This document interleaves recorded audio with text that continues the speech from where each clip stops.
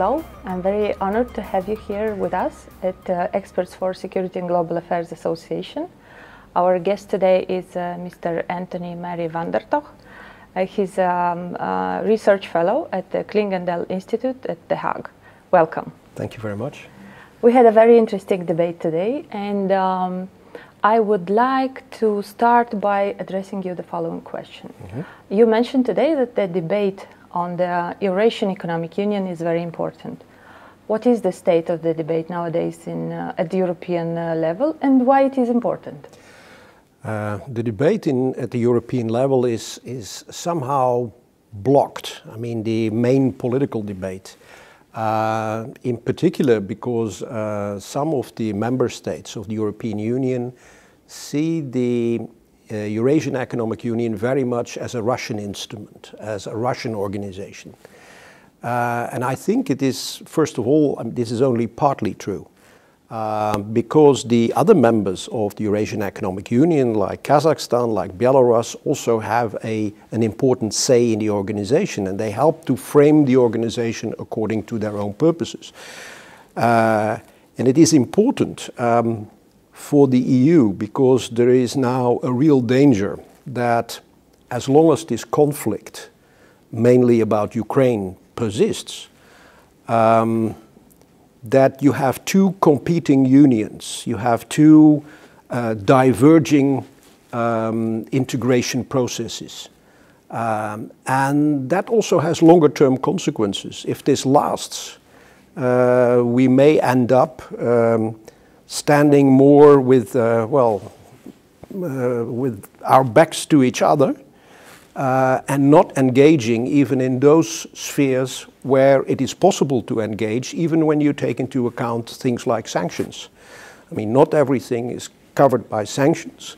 A lot of life is going on, a lot of contacts, and that should be used and can be used by the European Union, also in a more, let's say, geopolitical way of engaging with Kazakhstan, engaging with Belarus. So not necessarily all, let's say, playing to the Russian agenda, but taking into account the interest of the other members of the Eurasian Economic Union, who are sometimes also suffering because of what Russia is doing in our common neighborhood. What do you think that are the main challenges nowadays for the Eurasian Economic Union? I think they have, well, first of all, an internal challenge to develop further, to broaden integration into new areas. And the big challenge there is that Russia and the other members are very often not on the same page.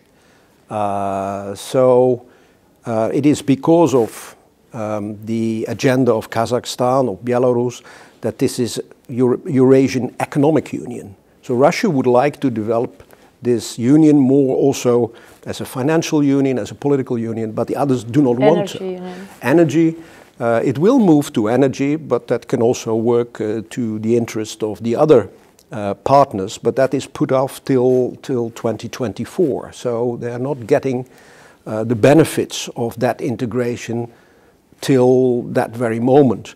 So there are a number of internal challenges.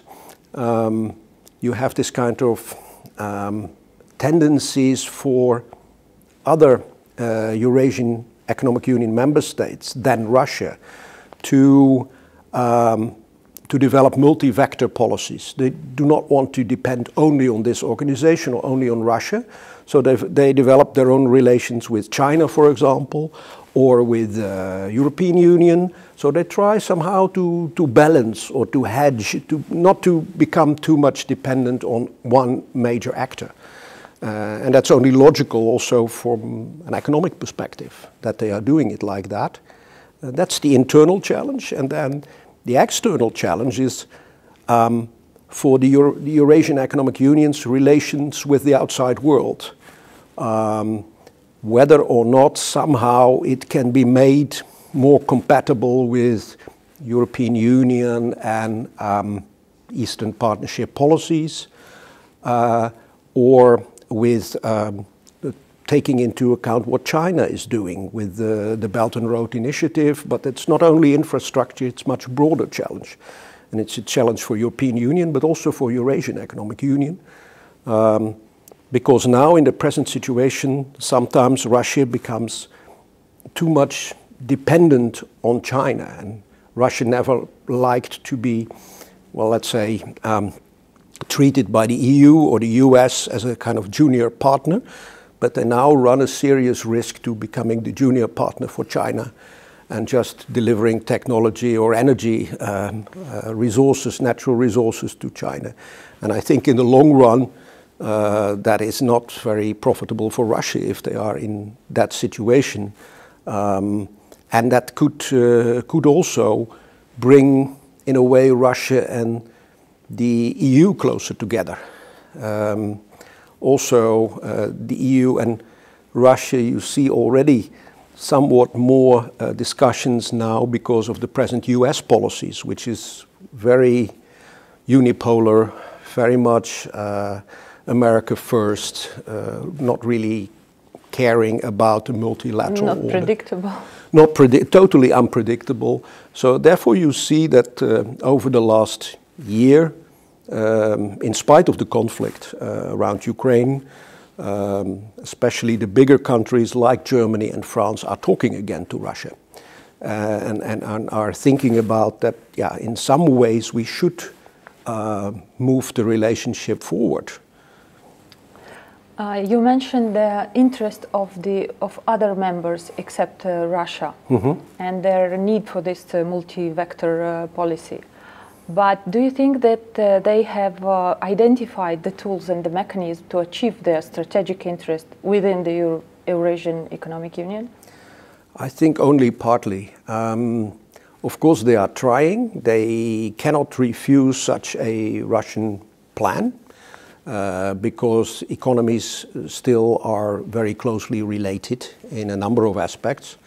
But you see that at the same time they are developing their own relationship with China, their own relationship with the European Union or other regional players. So you see Kazakhstan has now a new enhanced partnership agreement with the EU, while they are also a member of Eurasian Economic Union. With Armenia the same. And the one with Armenia is specifically very interesting because that one is really moving forward into other areas of integration together with the European Union instead of moving in those areas with the Eurasian Economic Union. So whether this will lead in future to a conflict, we don't know. I think the new government now in Yerevan wants to combine both vectors in its policy, which is only logical. I mean, the EU should never try to press countries like Belarus or Armenia to choose. So what we have proposed as well, like some other think tanks, is a policy of no choosing, no losing, so that you can have good relations with both sides. And that's what in fact all of these countries are trying to do. Eurasian Economic Union managed to achieve some good results. At the same time, there are some difficulties at the level of interaction between those states. Is it rational to assume that with the new leadership, the path and the aim of the Union will remain the same? Yeah, well, that is all, of course, a big question mark, especially in Central Asia, where, for example, where President Nazarbayev has been there since the beginning of independence. What would happen after he would die and some new leadership would come into office? And nobody, in fact, knows these kind of things. So that is let's say, a big political risk. But I think there are a number of elements in the relationship that really forces these countries both to take into account their relationship with Russia and with other external partners. I mean, there are some more objective reasons for doing so, even if you have a new regime. But like in Armenia, where it could clash, is that now in Armenia you have a new government, much more reform-minded, focusing on combating corruption, promoting rule of law, which brings it much closer to the European Union. And that may not be in the interest of Russia or Russian business interest inside Armenia. So behind the scenes you may see all kind of other movements, pressures building up, and how this will be managed, well, it's very difficult to see. What are the main measures to avoid mistrust between the members of the Eurasian Economic Union? I think it's very difficult because it is not a Russian attitude to try and take into account the interests of others. I mean, mostly the Russian attitude, and that's also like inside the Eurasian Economic Union, is more an attitude of power politics, of pressures, be they political or economic. And I think in the long run, it would be much better if Russia would take its neighbors more seriously and accept them more as equal partners in the relationship. And you see with Ukraine this has failed. I mean, they never even accepted Ukraine to exist as an independent state. And they run the risk that they will do the same with others. So I think Russia could be, there is so much potential in the relations also because of the relationship in the past, that it is not really necessary to pressure countries into friendship. I mean, you can do it in a much more constructive way. And then countries would more easily accept that, okay, they would also have to factor in Russian interest, but it would be more equal and more constructive. And I think, yeah, as long as Russia plays more like the power card, it's more difficult. And in the long run, it will not work because they will resist, all of them basically, all in their own way. They will resist these pressures. And continuing your idea, in your capacity as a former official and a researcher and also observer, could you tell us if after joining the Eurasian Economic Union, those states got the leverage to negotiate against Russia's interest within the Union? Well, they have some interest or some leverage. It was already expressed at the time when this was founded that it is deliberately now a Eurasian Economic Union, so not a political union, not a financial union, as Russia would like it to have. Yeah, they are, I mean, all of them are more or less trying to, well, develop good relations inside, but at the same time have this multivector policy. So they are balancing. They all realize that they can only to a certain extent they can realize their aims inside the Eurasian Economic Union. That to be together forever as Eurasian Economic Union is not the only thing for them. So therefore they are hedging, they are balancing with China, with European Union, with other states. So you can get sometimes very strange examples when you are in Belarus and you move out of the airport. You see big signs and a tech park under construction, and it's all Chinese. Yeah. And they're working together also in other sectors, like in the defense sector or military sector, with China. So they do not want to be dependent on Russia only. It's not by accident that it is called Eurasian Economic Union, as you mentioned before. Mm-hmm. But when we are talking about trade in this region, we cannot avoid Turkey. Yeah. In this respect, I would like to ask you, having in mind Turkish regional ambition, mm-hmm. and also its trade history, what are the challenges of engaging or interacting with Turkey, challenges for the Eurasian Economic Union?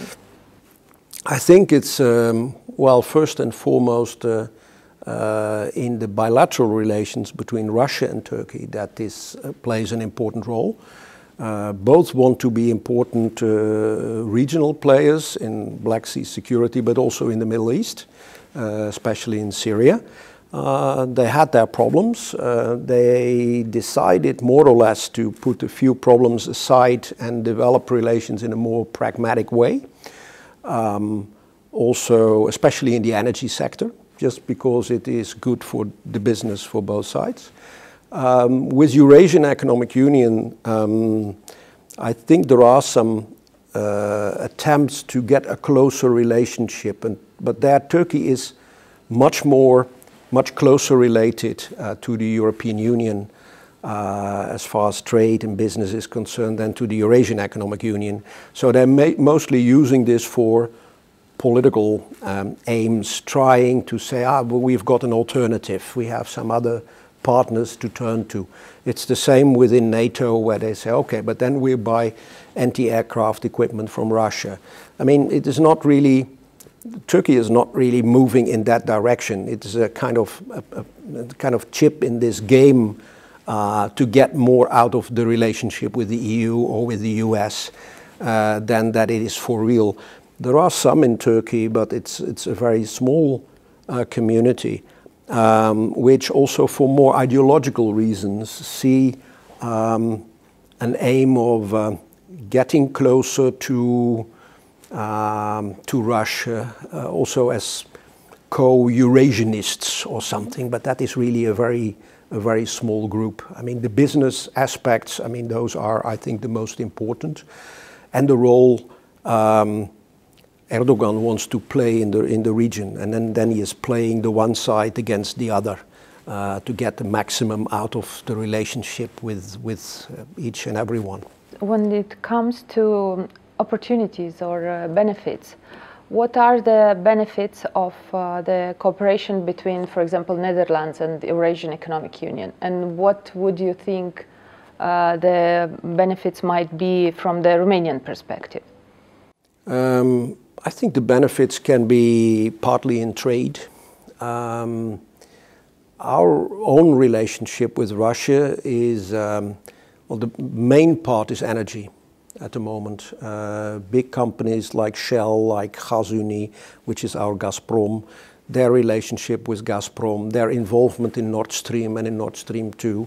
So that is by far the biggest part of our relations is about energy. And of course, I mean, there are, because of all the conflicts, because of the Ukraine crisis,